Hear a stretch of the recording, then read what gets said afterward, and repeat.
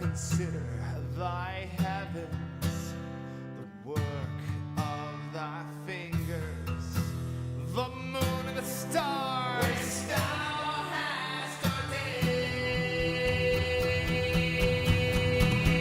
What is man that art mindful of him, and the Son of Man that thou visitest him?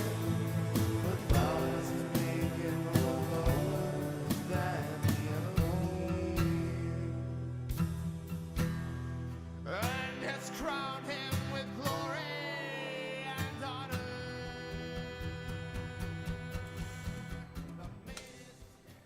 Hello, good day. Welcome to Line by Line Bible Studies. We're continuing today our study in the book of Job.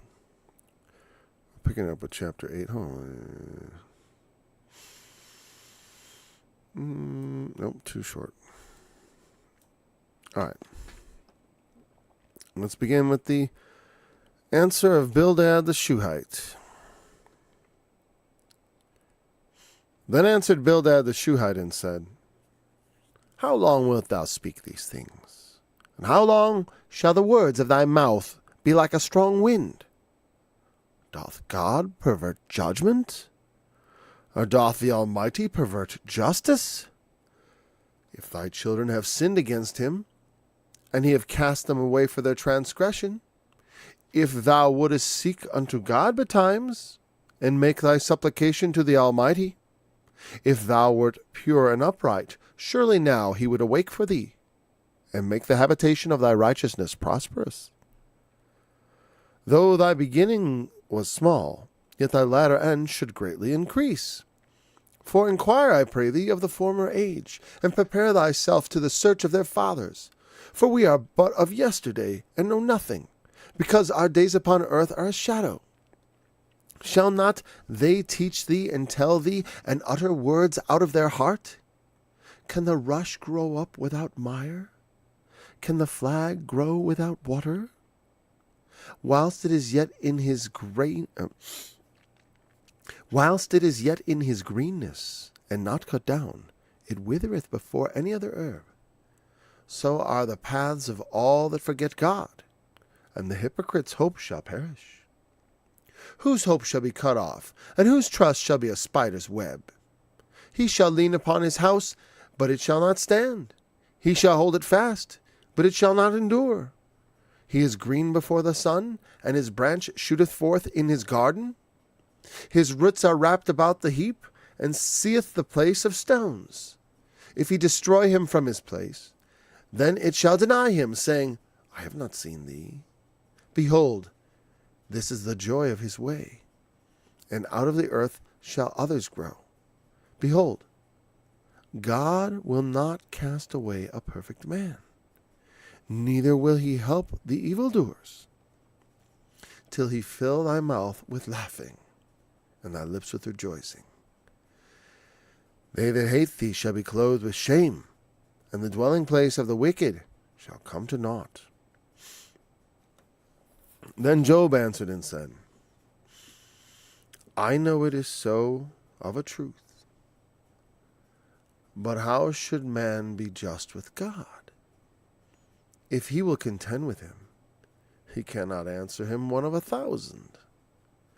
He is wise in heart, and mighty in strength, who hath hardened himself against him, and hath prospered, which removeth the mountains, and they know not, which overturneth them in his anger, and shaketh the earth out of her place, and the pillars thereof tremble, which commandeth the sun, and it riseth not, and sealeth up the stars, which alone spreadeth out the heavens, and treadeth upon the waves of the sea, which maketh Arcturus, Orion, and Pleiades, and the chambers of the south, which doeth great things past finding out, yea, and wonders without number. Lo, he goeth by me, and I see him not. He passeth on also, but I perceive him not. Behold, he taketh away. Who can hinder him? Who will say unto him, What doest thou? If God will not withdraw his anger, the proud helpers do stoop under him. How much less shall I answer him, and choose out my words to reason with him? whom, though I were righteous, yet would I not answer, but I would make supplication to my judge. If I had called, and he had answered me, yet would I not believe that he had hearkened to my voice. For he breaketh me with a tempest, and multiplieth my wounds without cause. He will not suffer me to take my breath, but filleth me with bitterness. If I speak of strength, lo, he is strong, and if of judgment, who shall set me a time to plead? If I justify myself, my own mouth shall condemn me. If I say I am perfect, it shall also prove me perverse. Though I were perfect, yet would I not know my soul. I would despise my life. This is one thing. Therefore I said it. He destroyeth the perfect and the wicked. If the scourge slay suddenly, he will laugh at the trial of the innocent. The earth is given into the hand of the wicked. He covereth the face of the judges thereof. If not, where and who is he? Now my days are swifter than a post. They flee away. They see no good. They are passed away as the swift ships, as the eagle that hasteth to the prey. If I say, I will forget my complaint, I will leave off my heaviness and comfort myself. I am afraid of all my sorrows. I know that thou wilt not hold me innocent. If I be wicked, why then labor I in vain? If I wash myself with snow water, and make my hands never so clean, yet shalt thou plunge me in the ditch, and mine own clothes shall abhor me. For he is not a man as I am, that I should answer him, and we should come together in judgment. Neither is there any daysman betwixt us, that might lay his hand upon us both. Let him take his rod away from me, and let not his fear terrify me. Then would I speak, and not fear him. But it is not so with me. Let's continue, because Job continues to speak. I want to hear the rest of the speech. My soul is weary of my life. I will leave my complaint upon myself. I will speak in the bitterness of my soul. I will say unto God, do not condemn me. Show me wherefore thou contendest with me. I'm going to try that again. Do not condemn me. Show me wherefore thou contendest with me. Is it good unto thee that thou shouldest oppress? That thou shouldest despise the work of thine hands, and shine upon the counsel of the wicked? Hast thou eyes of flesh, or seest thou as man seeth? Are thy days as the days of a man? Are thy years as man's days? That thou inquirest after my iniquity, and searchest after my sin? Thou knowest that I am not wicked, and there is none that can deliver out of thine hand. Thine hands have made me and fashioned me together round about, yet thou dost destroy me. Remember, I beseech thee, that thou hast made me as the clay, and wilt thou bring me into dust again? Hast thou not poured me out as milk, and curdled me like cheese? Thou hast clothed me with skin and flesh, and hast fenced me with bones and sinews. Thou hast granted me life and favor, and thy visitation hath preserved my spirit. And these things hast thou hid in thine heart. I know that this is with thee. If I sin, then thou markest me, and thou wilt not acquit me for mine iniquity. If I be wicked, woe unto me. If I be righteous, yet will I not lift up my head. I am full of confusion. Therefore see thou my affliction, for it increaseth. Thou huntest me as a fierce lion, and again thou showest thyself marvelous upon me. Thou renewest thy witness against me, and increaseth thine indignation upon me. Changes and war are against me. Wherefore then hast thou brought me forth out of the womb. Oh, that I had given up the ghost, and no eye had seen me. I should have been as though I had not been. I should have been carried from the womb to the grave. Are not my days few? Cease then. Let me alone, that I may take comfort a little. Before I go whence I shall not return, even to the land of darkness and the shadow of death. A land of darkness, as darkness itself, and the shadow of death, without any order, and where the light is as darkness. And again, we see simply Job insists on his relative innocence, but also, he says, I won't lift up my head. No matter what, even though I'm righteous and I'm innocent in this, I still can't lift up my head like, hey, how dare you, to God, because he continues to fear God, and the fear of God will not allow him to speak evil of God in that sense. I mean, he's speaking the facts. He's using these metaphors. You shoot at me with your arrows and all these things. You are destroying me. This is not wrong.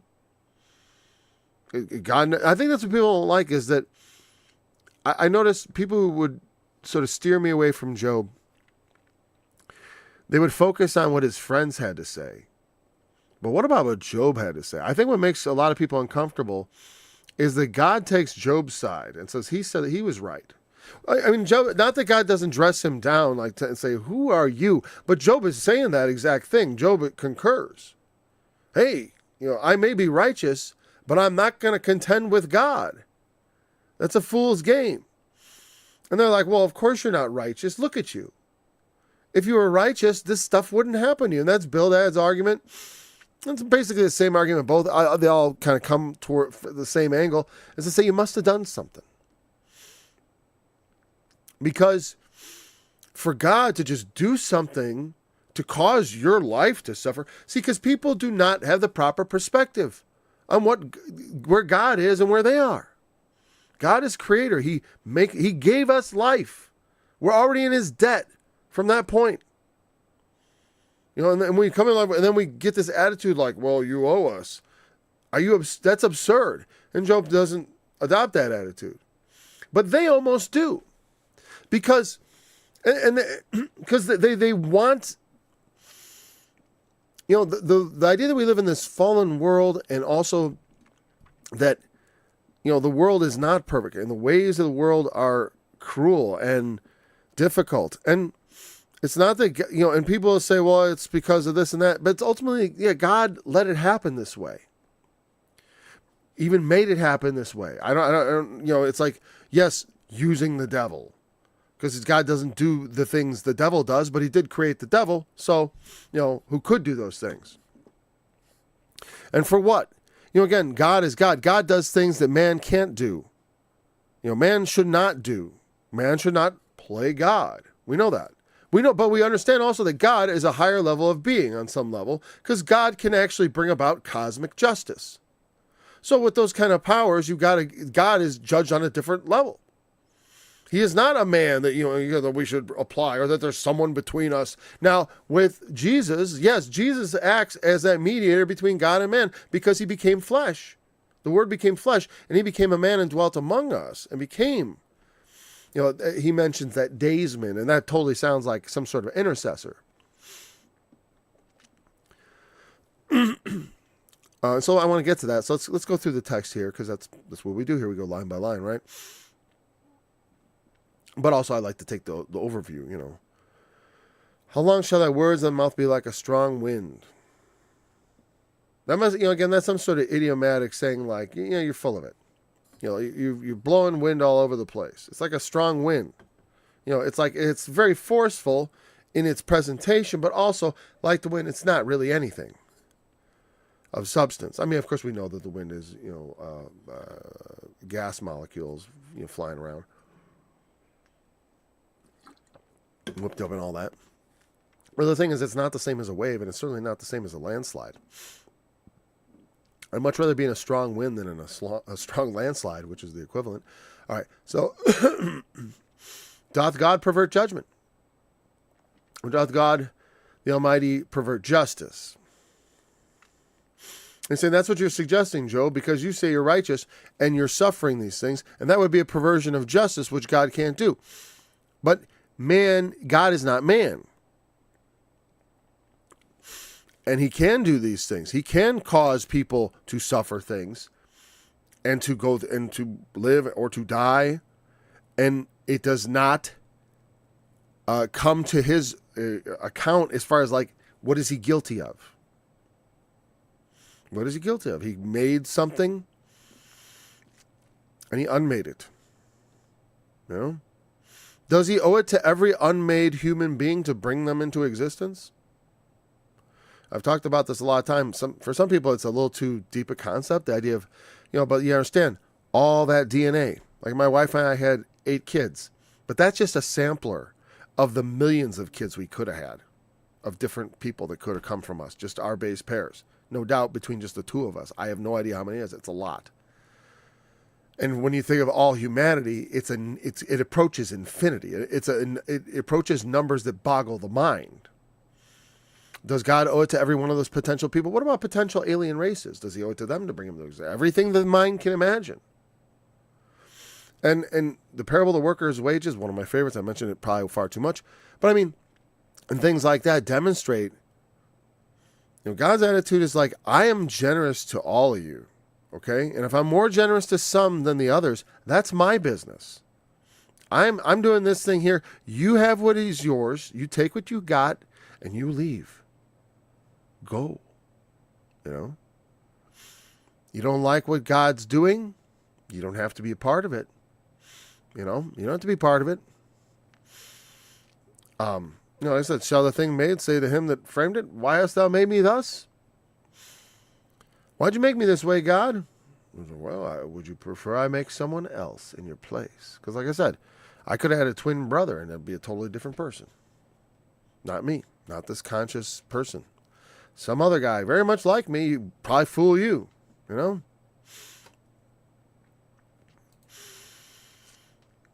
Does God pervert judgment? Does the Almighty pervert justice? No.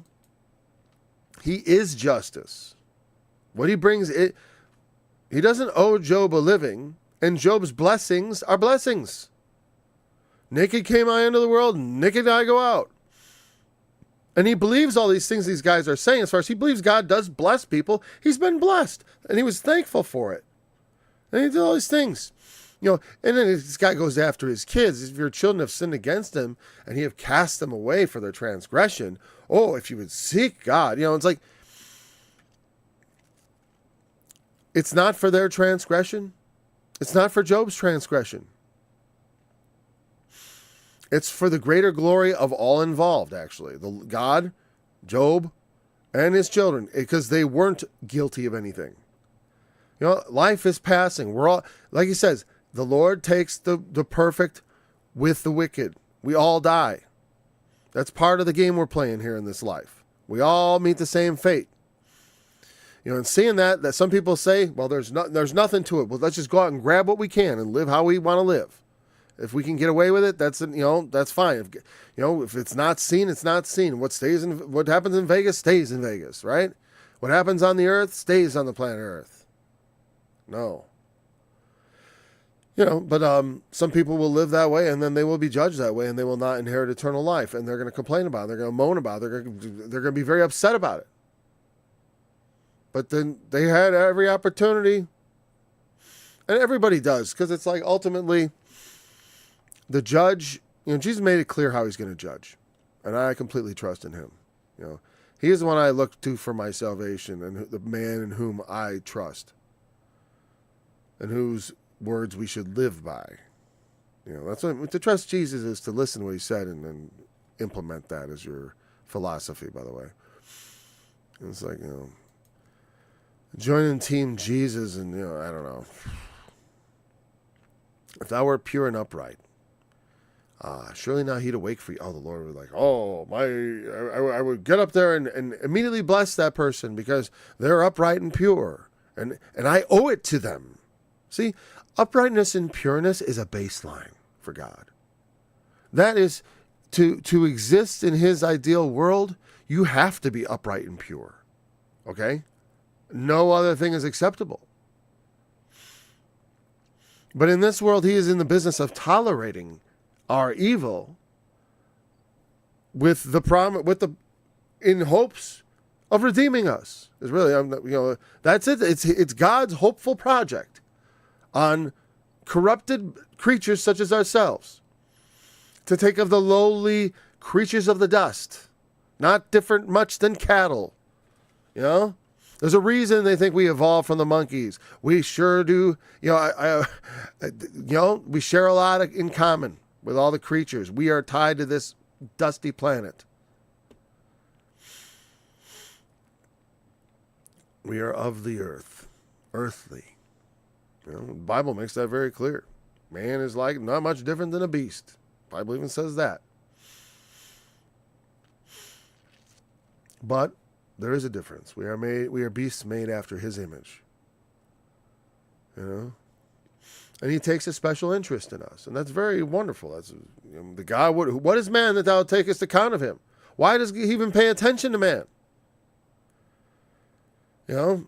He would awake for thee, because it always seems like God is sleeping. Like, quite frankly, that's why I say God would wake. Stir him up, get him moving. Because God kind of just lets things roll according to the principles that he has established. God doesn't oft intervene in the affairs of men. It's already set. The plan is made. Now, there are moments in the plan that's part of, where he comes in and does things. Like being the word becoming flesh and all that. And even in your life, perhaps, there's been moments where God has put his finger in a little more deeply than you might normally experience. And you feel like you've touched the divine. Happens to a lot of people. Certainly it happened to me. And it is great when God wakes up. But it wasn't, when he woke up for me, it wasn't because I was pure or upright, because I was destitute and desperate. And because I was begging and pleading.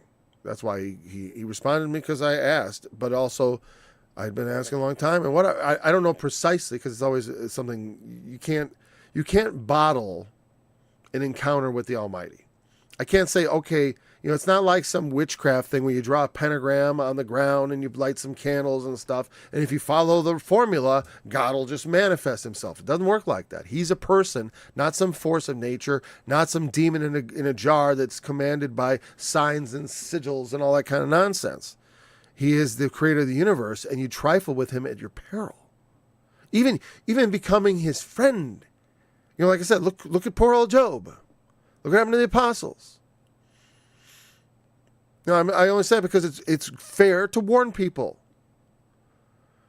The gospel is not meant for faint-hearted people. It is but to make your heart strong, to give you strength, to strengthen the weak hands, confirm the feeble knees. Say to them of a broken heart, be strong, fear not. Because your God will come with vengeance, God with a recompense. He's going to pay back. He's going to make things right. We do believe that. And God does bless the righteous. But that's not an absolute. There's no promise of it. The righteous, because like I said, righteous is a baseline. Do what's right. Oh, you think you deserve something for that? You deserve that I don't kill you today. That's what you deserve. That is how the Almighty sees it. Oh, you didn't offend me in anything. Well, thank you for that. It's been a while. No, and he doesn't owe it to us. We don't understand where we stand properly. And God allows us, hey man, go ahead, be haughty, be filled with yourself. Hey, it's not going to be long. From his perspective, this is just a wink in the eye. Let's try a little experiment. Let's see if we can redeem some men. It'll just take a few millennia.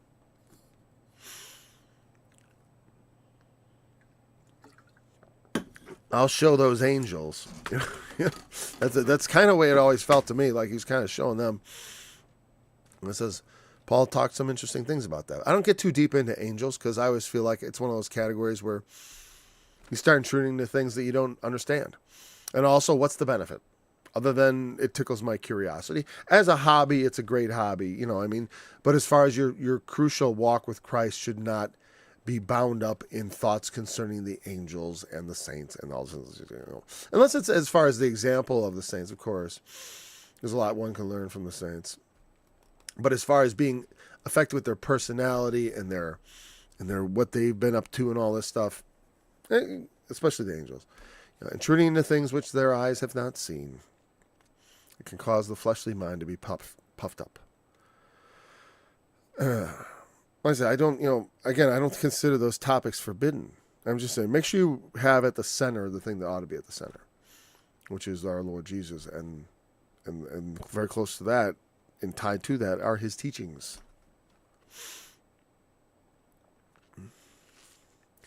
You might start out small. Yeah, of course you would increase because that's the way it works. Look at Jacob, look at the fathers, look at the way things work. God blesses those that do his will. And God is pleased to bless us when we do his will. He very often does that to encourage us to continue to do good things. Nothing wrong with that. But like I said, it's not an absolute.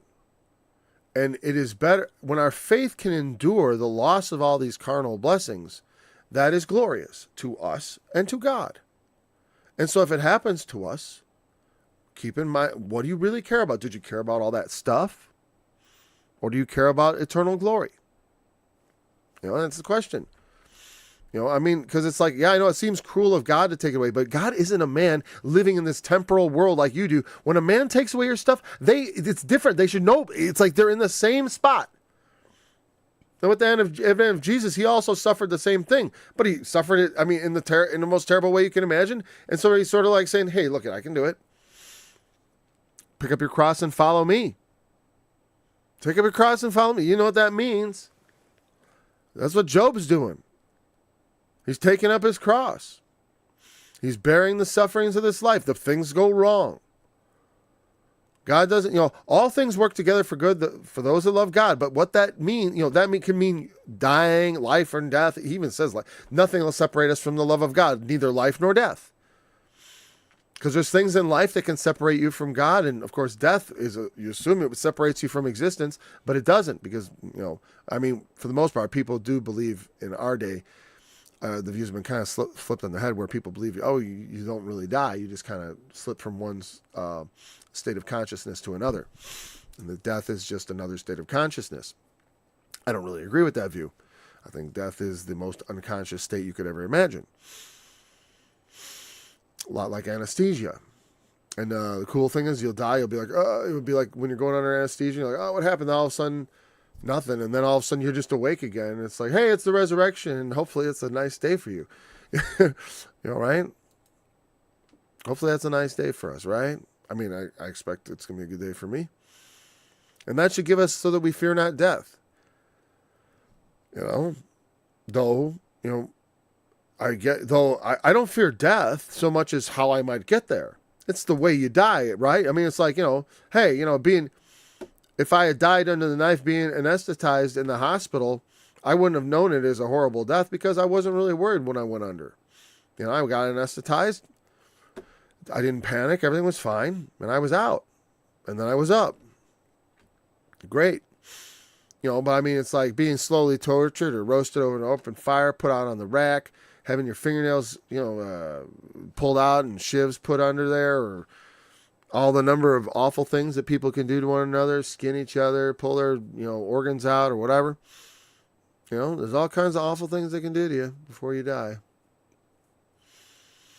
And they know because that's all they can do, right? Once you're dead, they can't do anything more except throw your corpse around, but who cares, right?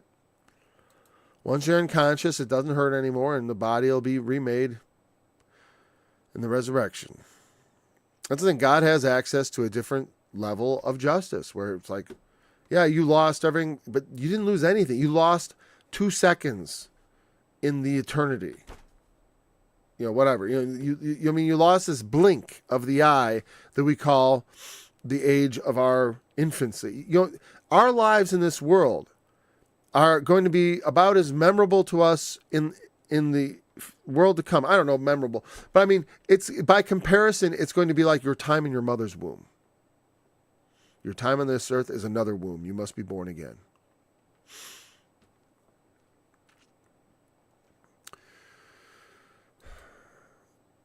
Though thy beginning was small, okay, inquire of the former age, prepare thyself to the search of their fathers. For we are but of yesterday. I mean, it's like we were born, you say, where were you born yesterday? Yeah, that's what he's saying. We were born yesterday. He means we're noobs here. We're just newcomers. Look at the former age. Look at the ancient writings, the ancient times. What do they say?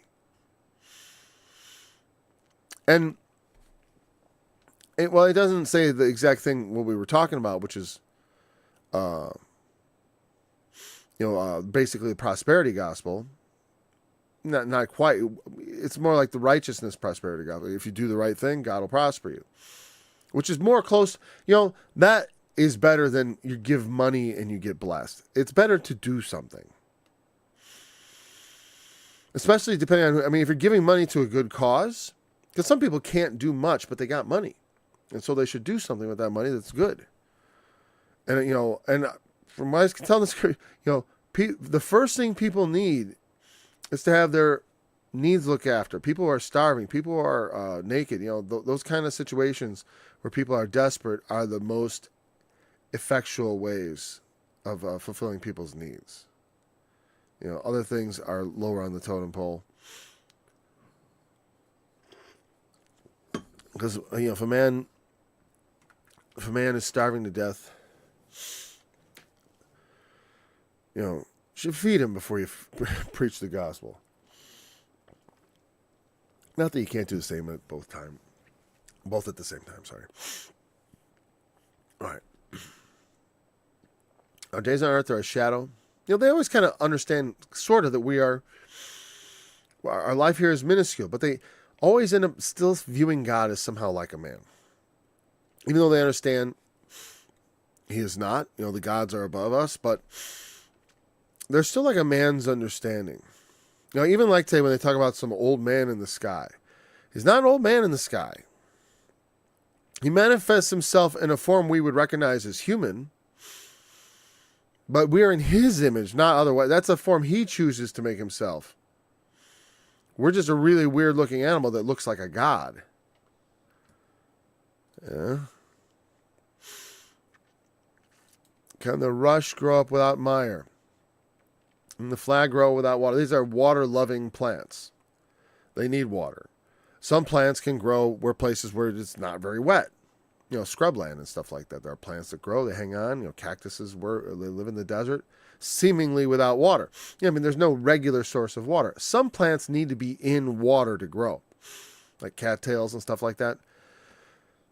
And rushes are same kind of thing. Reeds and flags and all that. Okay, while as yet as green is and not cut down, it withereth before any other herb. Meaning, if it is denied water, you don't even have to cut it down.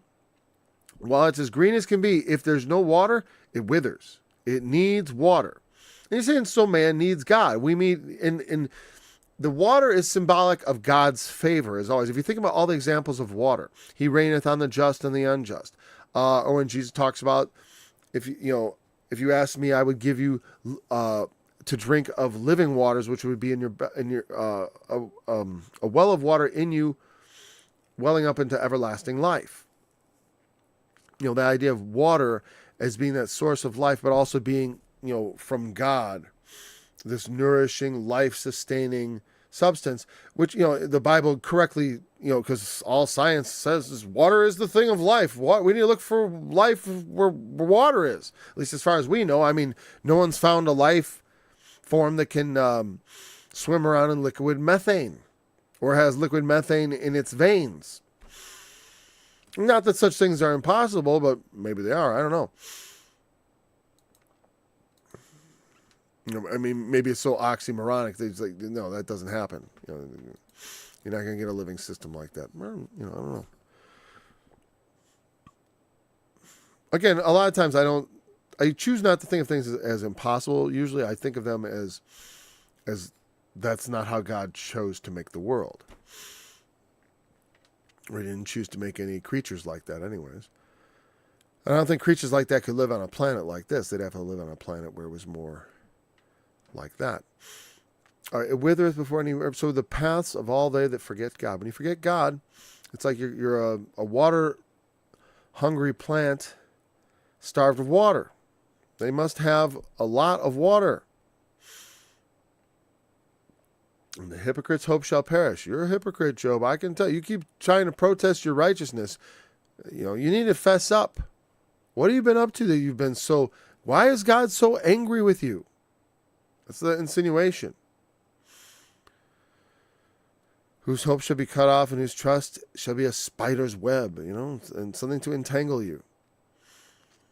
He shall lean upon his house, but it shall not stand. He shall hold it fast, but it shall not endure. That which he builds, his house, is a metaphor. Your house is a metaphor for all you build, your children, your property, all that stuff, right? The household, as we would say. And he's going to try to lean on what he's built. But if he forgets God, it's going to be a snare, and it's not going to stand. It's not going to endure. Yours hasn't endured, Job. So what's up? What have you been up to? Where's your great? I know there's something very corrupt about you. Otherwise, why would God do this awful thing? He is not a corrupter of justice. It isn't a corruption of justice for Job to suffer these things. He is green before the sun, and his branch shooteth forth in his garden. His roots are wrapped about the heap, and he seeth the place of stones. If he destroy him from his place, then it shall deny him, saying, I have not seen thee. Behold, this is the joy of his way, and out of the earth shall others grow. Okay, when he mentions I almost feel like he's talking about, and I think this is change of subject, because it makes sense, right? Instead of the sun causing him to wither and fade, right? The one who trusts in the Lord, he is green before the sun, and his branch shooteth forth in his garden. His roots are wrapped about the heap, like the idea that they're kind of taking in whatever, and seeth the place of stones. Is digging. The roots are going down deep to where the stones are. If he destroy him from his place, then it shall deny him, saying, I have not seen thee. I'm going to try another translation. I am not getting this very well. So let's see. I'm bringing it up on your screen, if you care to look along.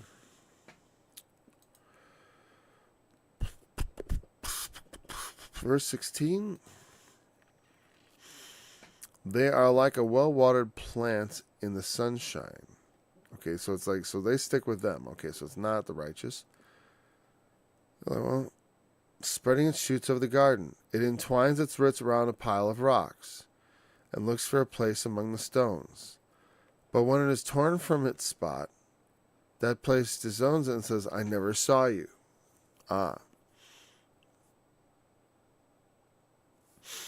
Okay, so it's sticking with them. It's like they're like a well-watered plant in the sunshine, spreading its root over the garden. It's there. For a while it flourishes. But when it's torn from its spot, the place doesn't, it's like it was never there. And its life withers away, and from the soil other plants grow. Okay. So are they that trust not God. And this is saying, Job, this is what you're looking for.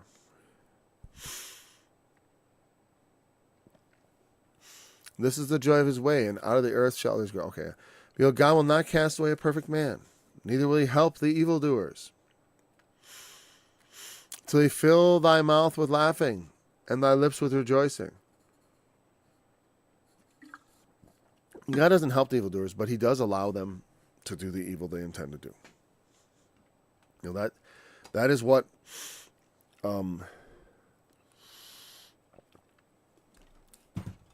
that's what we see over and over. They like Satan in this example. God doesn't do it to him. He allows Satan to do it. Satan is all too glad because he wants Job to curse God. That's his whole game. He wants Job to curse God and thereby embarrass God and Job. And that's the main thing he has to avoid. He can complain all he likes. He can say how miserable it is all he likes. There's nothing wrong with that. And say, God, you're destroying me. There's nothing wrong with that.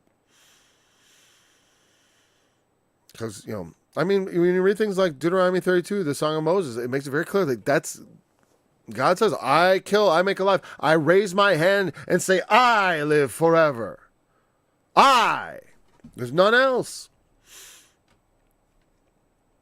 And what he's doing, either go along with it or you're going to get out of the way.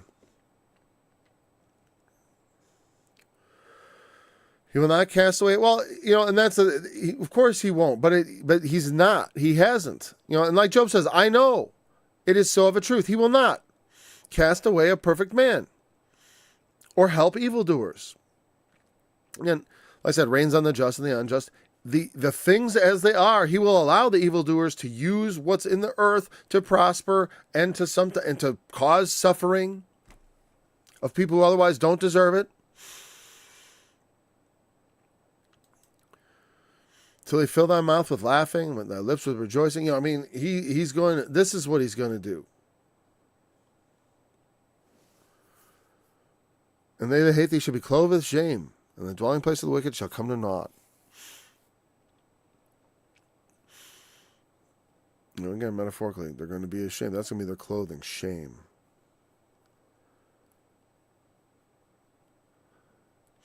Now, this is common, like you see in a lot of Psalms and stuff. It's true. Ultimately, it is true. God does do these things. I don't think he's wrong in this end statement. It's just being wrongly applied. God doesn't pervert justice. I know it is so of a truth, but how should man be just with God? Okay, God doesn't pervert justice. But how can I even get justice from God? That's why I always say, I don't want justice. I don't want no justice. I want nothing to do with justice. I don't want nothing to do with it. I want mercy. I'm coming to God for mercy. That's why he says, I come to him, I come to him as a suppliant. I'm coming to God as a beggar, even as a righteous man. If I had Job's integrity to truly wear that label. I hope, as I grow older, it's like, yeah, I could call myself righteous. I just know better from my past. It's like, I don't know, saying it's more appropriate for a saint to say that there is none righteous, no, not one, except he himself, Christ the righteous, who is sacrificed for us. That's how we speak, even if you have come a long way along the path. Okay, so how should man be just with God? How can man be justified with God? What we can do to justify what? We should continue. We should just keep living forever. Justify that. I'm so wonderful. Lord, you should keep me in your presence. It's strange you never like to be in my presence. You never come to me. You never talk to me. You never listen to me. You never inquire of me. Why do you want to live with me forever if you don't even like to live with me for a little while? You have not missed me. You have not called on me. He is wise in heart and mighty in strength. I think that means the Lord. It's who he's referring to by he. If he will contend with it, and also if you want to contend with God, if you're going to try to, plead your case, so to speak, and say hey, here's all the reasons I am a good person or I'm a right person and all those things. You can't answer him. He is wise. He is mighty. Who hath hardened himself against him and hath prospered? You harden yourself against God. There's nothing to prosper there.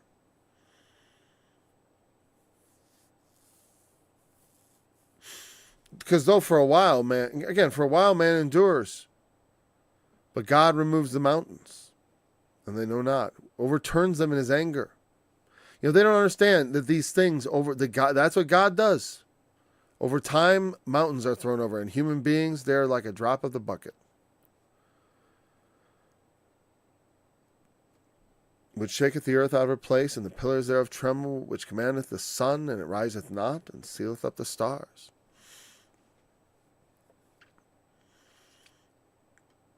I don't know what it means by seal up the stars. It made me think of when it says, thou sealest up the sun. Meaning, it makes the complete number. And saying he finishes off the stars. You know, I don't know if it is sealeth up. I'll look real quick. I'm curious enough to want to know if that's... Okay, again, next chapter. I'm not going to bring it on your screen. I'm just going to see what it says. Sealeth up star. Okay, there we go. To seal, affix a seal. Okay.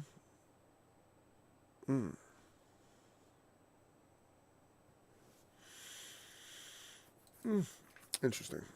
I don't know. I think of it in terms of that they're kind of fixed, you know, as far as from our perspective, they are sealed. You know what I mean? Like the heavens are the work of his hands. They're his handiwork, you know, as we've talked about, or as the scriptures talk about, I mean. And if he seals the stars, he seals them up. It's sort of like, you know, he puts his fingerprint on it, so to speak. And commanding the sun to not rise. Well, on occasion, that is, you know, there have been phenomenon observed as such in the Bible. And so it doesn't necessarily mean that the earth stops rotating. I remember listening to a guy explain how through natural phenomenon, the sun's rising can be delayed or something. You know, to me, it was a little bit above my understanding.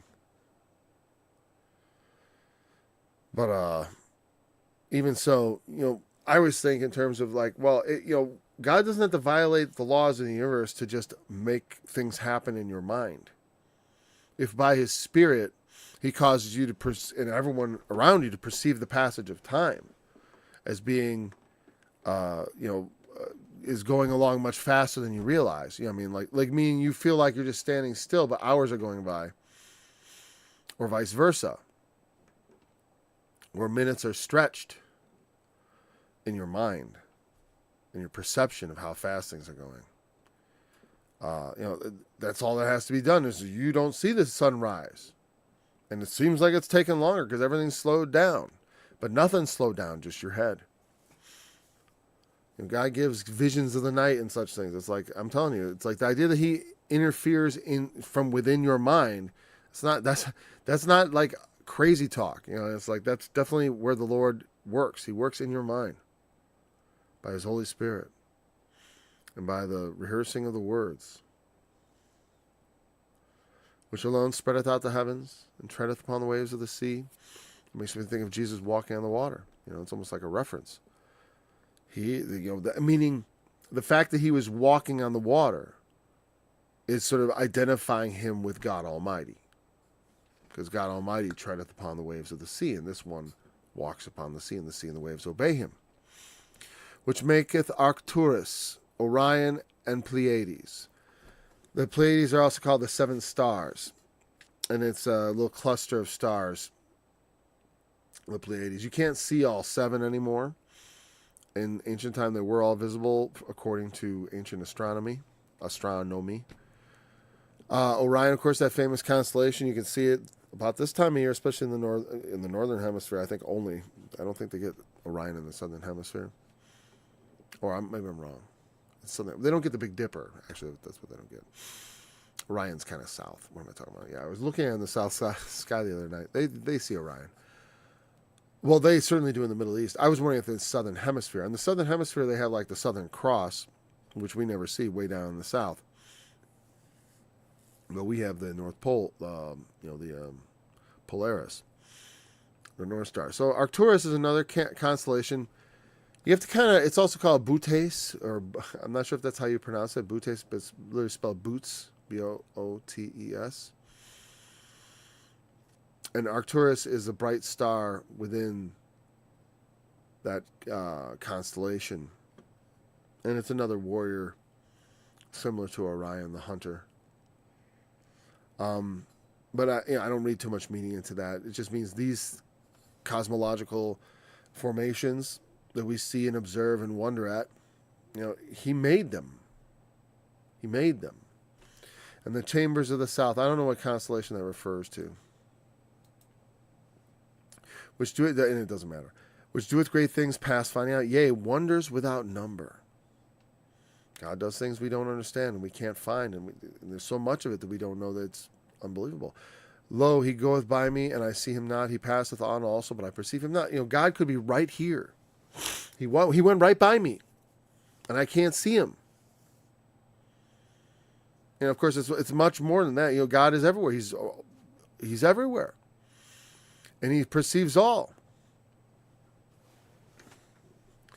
And but we cannot perceive him, not unless he reveals himself to us. And that's what the scriptures teach. Behold, he taketh away, and who can hinder him? When he takes things away, who can stop it? He gives life, he takes life. Who will say, what are you doing? Who's going to tell God, oh, what are you doing? I'm an authority here. I'm going to make you answer. Who's going to make God answer? He's the ultimate authority.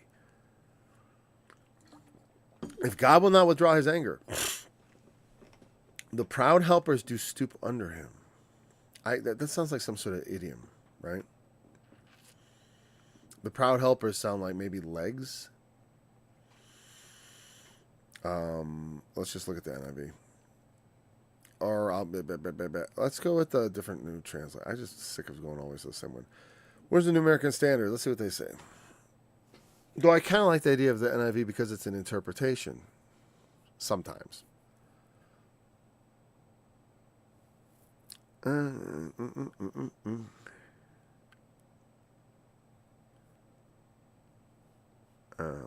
Oh, there. Beneath him the helpers of Rahab cower.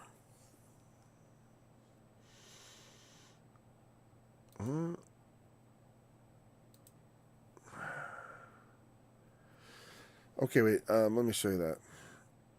That's kind of weird. See the verse 13? It says, God will not turn back his anger. Beneath him the helpers of Rahab cower. Ours had said, if God will not withdraw his anger, the proud helpers do stoop under him.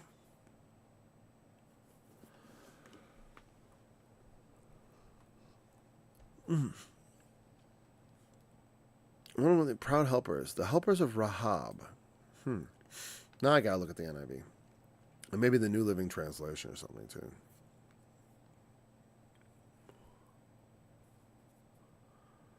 Yeah, look at it.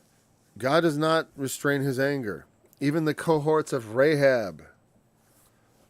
What is that? What do they mean? They decided that was a proper noun?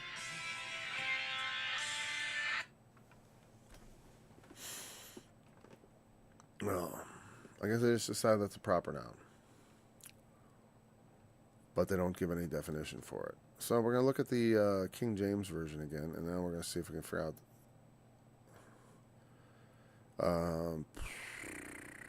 There we go. The proud helpers. Azar the proud.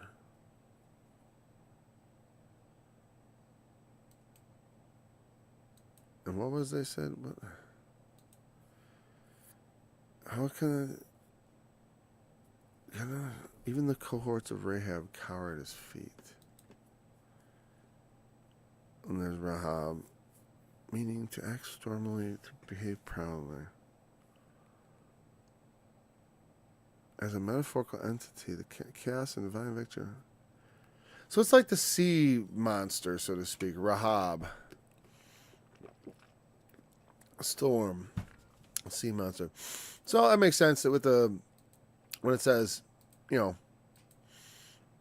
it talks about him, the sun, the moon, and the stars being at his command and being his creation. And then, who can stop him? It mentions the clay, all these star formations. And then, what is helpers? What was helpers attached to? That's what I want to know. Helper, the cohorts. Oh. So they call it cohorts, and then over here it's like what? Proud helpers is Azar. To help or succor. Okay. Fine. Whatever. Point is, when God's anger is poured out, even the sea monster's friends do stoop. I mean, so how much less me? That's the real point. I don't know. I took too long on it. How much if the cohorts of Rahab, are fearful of the Lord, if they do stoop, bend, bow their knees, I think that maybe what's that? Let me see. Stoop. It means to bow. Yeah, to bow. How much less shall I answer him and choose out my words to reason with him? How can I answer God? I'm going to say, you owe me for all my service? Again, that's not he knows that that's not how it works. God doesn't owe the righteous. We owe righteousness to God. Whom though I were righteous, yet would I not answer, but I would make supplication to my judge. I'm going to come to God as a suppliant. Even though I'm right, even if I was righteous, I'm not going to answer proudly, respond, and saying like I'm justified. Because he's not saying he's done everything God wanted him to do. If I had called and he had answered me, yet would I not believe that he had hearkened my voice. I like that because it's sort of like, he means the humility. If I called out to God and he answered to me, I wouldn't believe it even was happening. Because I'm like, God wouldn't talk to me. For he breaketh me with a tempest and multiplieth my wounds without cause. And again, from their perspective, saying, you're saying God is unjust. Because he breaks you with the tempest and he wounds you without a cause. Because again, people would often say, well, original sin. Yeah, but that's like, it's like, that's our concept. It's like to blame everyone for all the things wrong with the world. But that's not the way the Bible really talks about it. It's like, the world is broken and we all suffer because of it.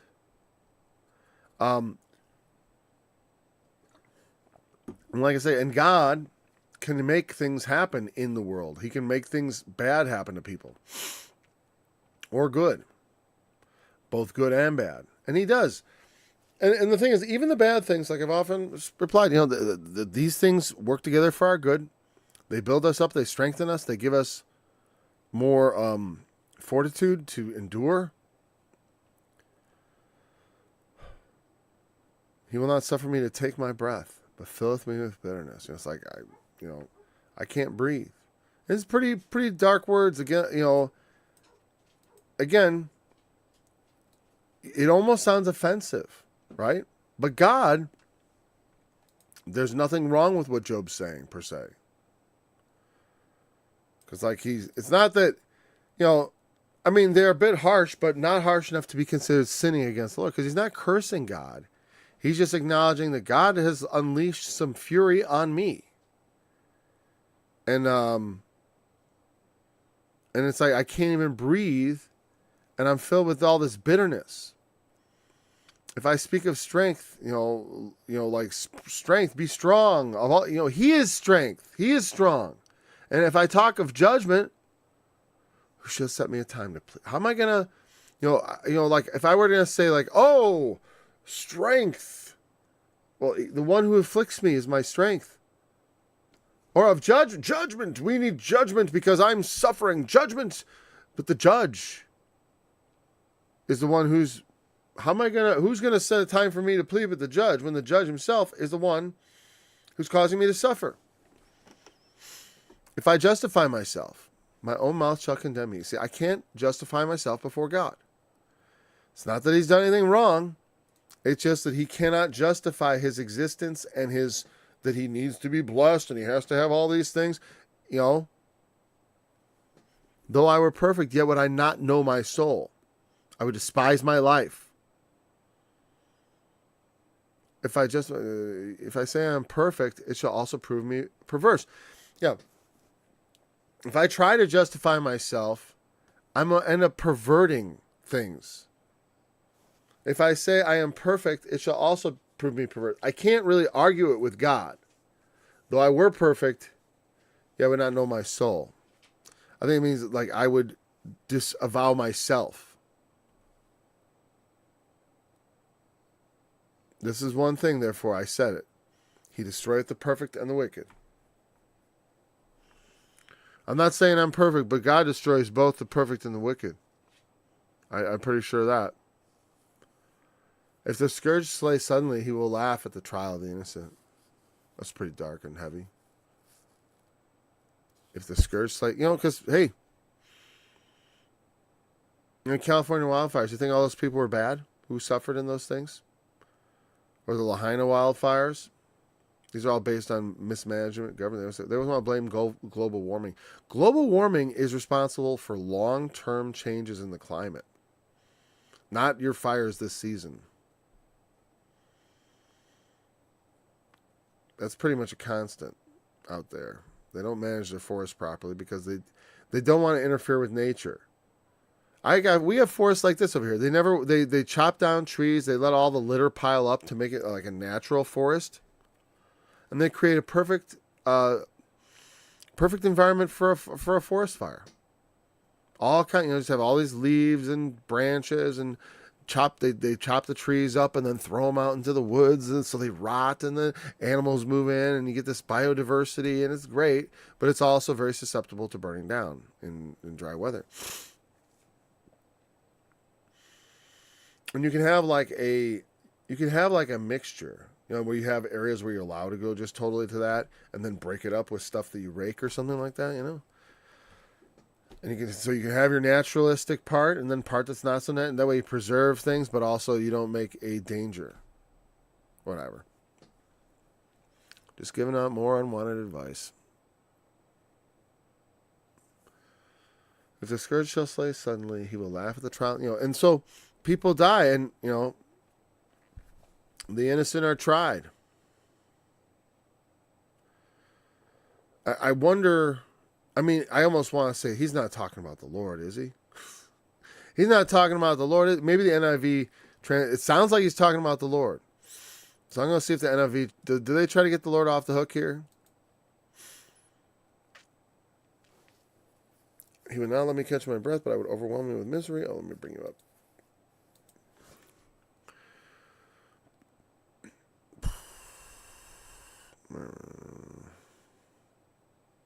When a scourge brings sudden death, he mocks the despair of the innocent.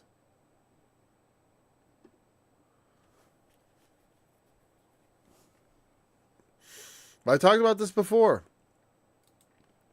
There's the next verse here, or the second one. Well, the earth is given in the hand of the wicked. He covers the faces of the judges thereof. The judges, we always have problems with justice, and the judges not really understand what's going on. I feel like that with our leaders right now. Their faces are all covered. They're covered with bags filled with money. Gets them to do things and not look. It blinds the eyes of justice, but God allows it. God could put a stop to it. He certainly could. If not, if he isn't the one covering the faces of the judges, then where is he and who is he? Because God is behind everything. Period. So in this, there's no, let's see.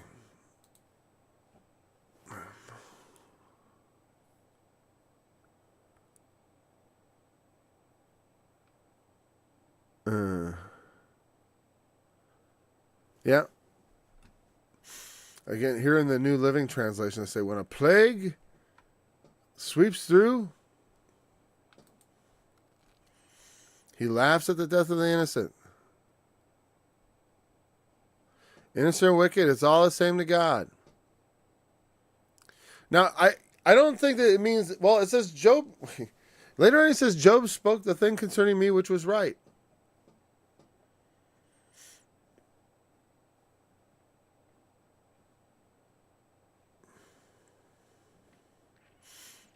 From God's perspective, we're all kind of guilty. Right. And as far as it goes with this life, This life, we all die, and you tell me you can make sense of it. Tell me why it makes sense that young children die of cancer and wicked old, perverted old men die at 90 years old. Tell me why that makes sense with justice from God. Well, God isn't proposing to give you justice in this world or anything even approaching fairness. Though in the next, I suppose, it'll be at least fair. But I don't want God to be fair with me. No. And if God is fair, the punishment of the wicked and the wicked and the righteous, they will both perish.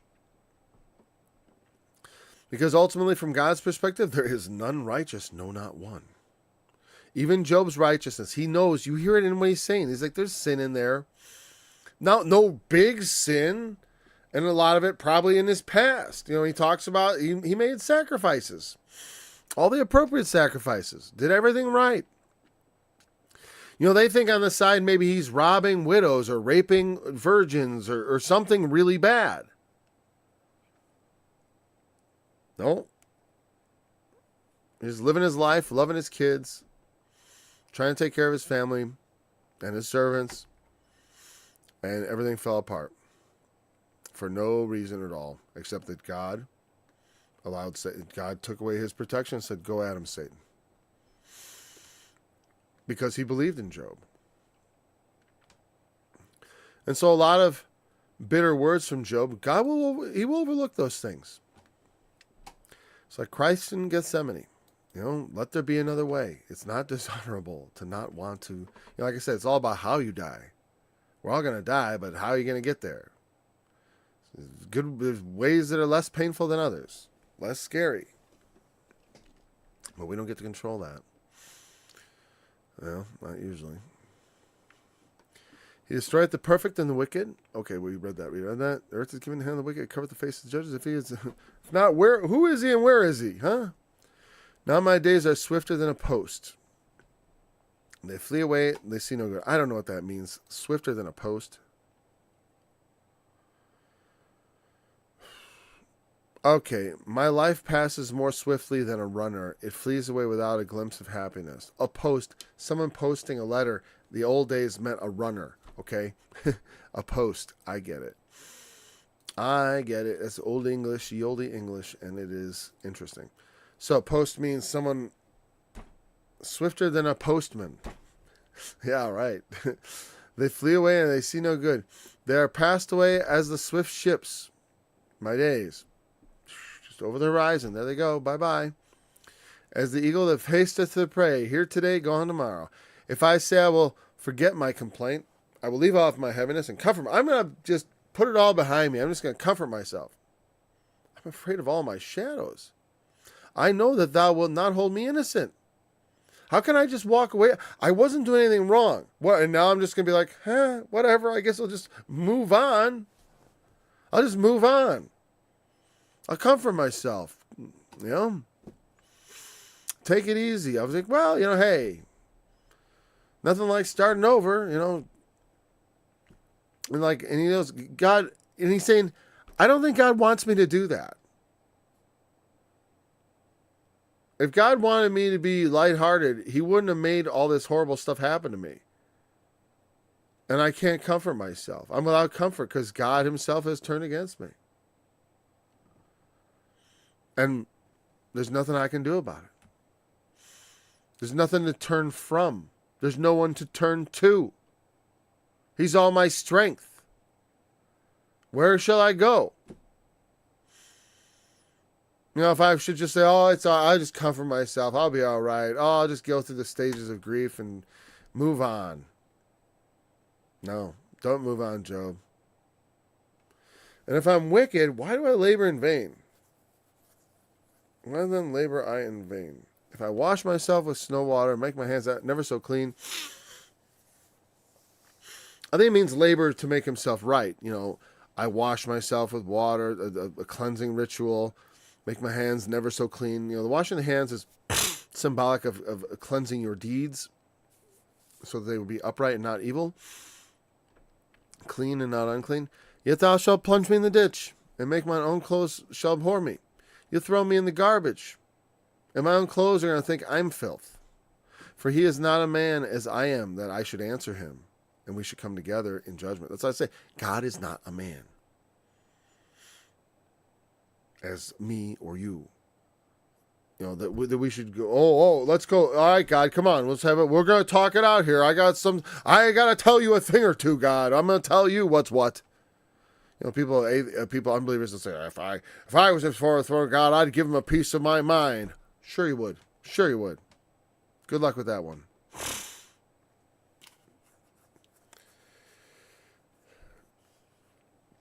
Neither is there any daysman betwixt us. A daysman, some sort of intercessor. I'll look at daysman real quick.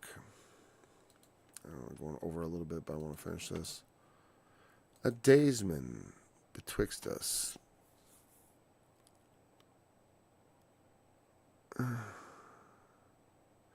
Daysman, yachach.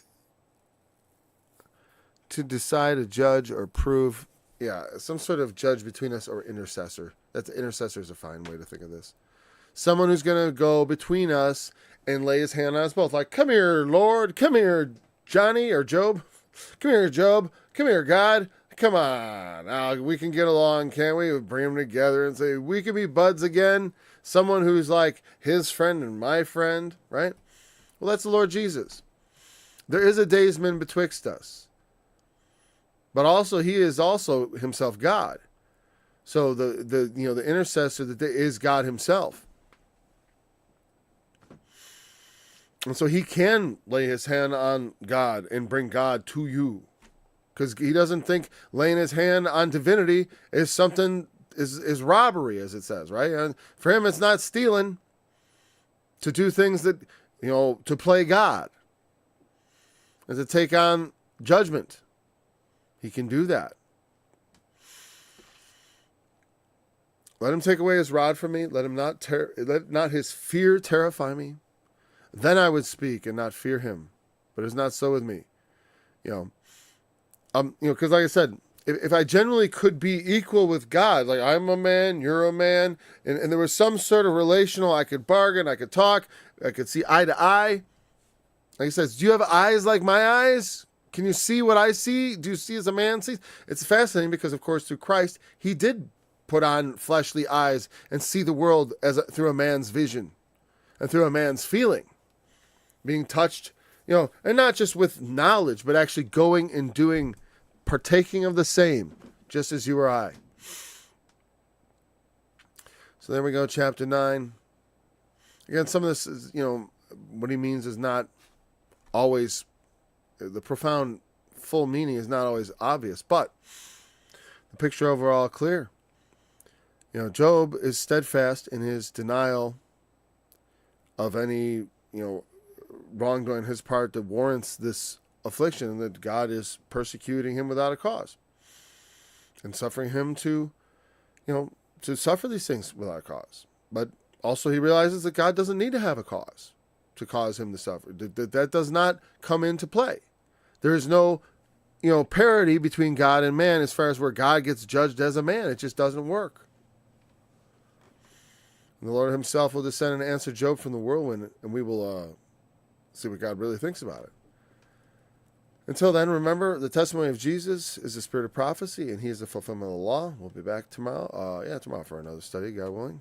Until then. When I consider thy heavens